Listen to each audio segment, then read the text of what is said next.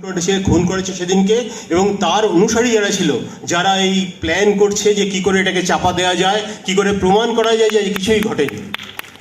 এই যে বলছে যে সুপ্রিম কোর্টের তত্ত্বাবধানে এই বিচার চলবে, সিবিআই বিচার করবে, তারা দেখবে কি হচ্ছে না হচ্ছে, কি পদ্ধতিতে হচ্ছে।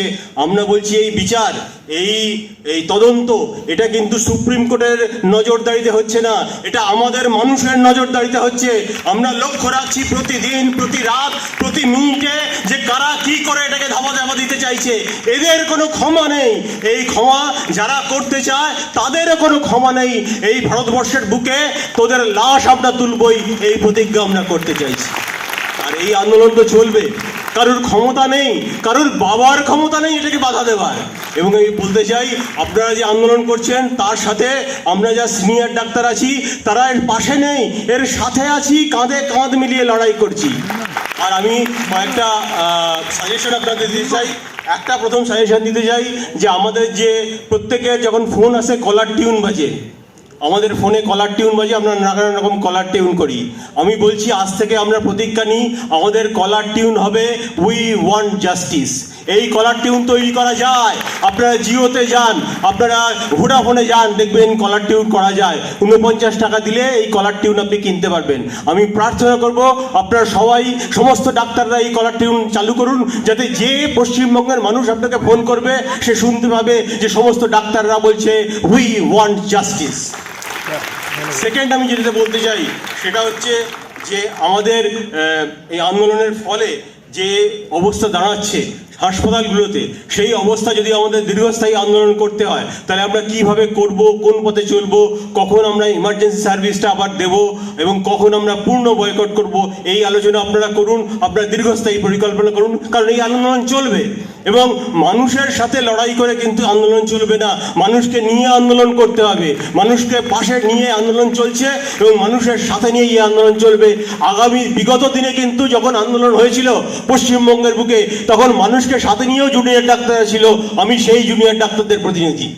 আর পরিশেষে আমি বলি যে আমাদের আন্দোলন মঞ্চে ওই যে মেয়েটি আমাদের মারা গেছে তার বাবা মা বলেছে এবার আন্দোলন মঞ্চে বাবা মা আসবে।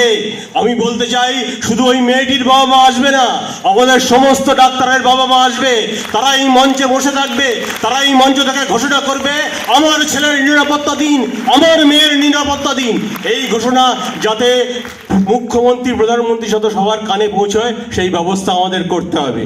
আর আমরা এই টিভি চ্যানেলকে একটা অনুরোধ করতে চাই, এই যখন পুজো আসে আপনারা কাউন্টডাউন করেন, আজকে 60 দিন, আজকে 59 দিন, আজকে 58 দিন দুর্গা পুজোর। আজকে আপনারা কাউন্ট আপ করবেন না যে আজকে 18 দিন, কালকে 19 দিন, 20 দিন আমার মেয়ে মারা গেছে, এটা টিভিতে দেখাবেন না?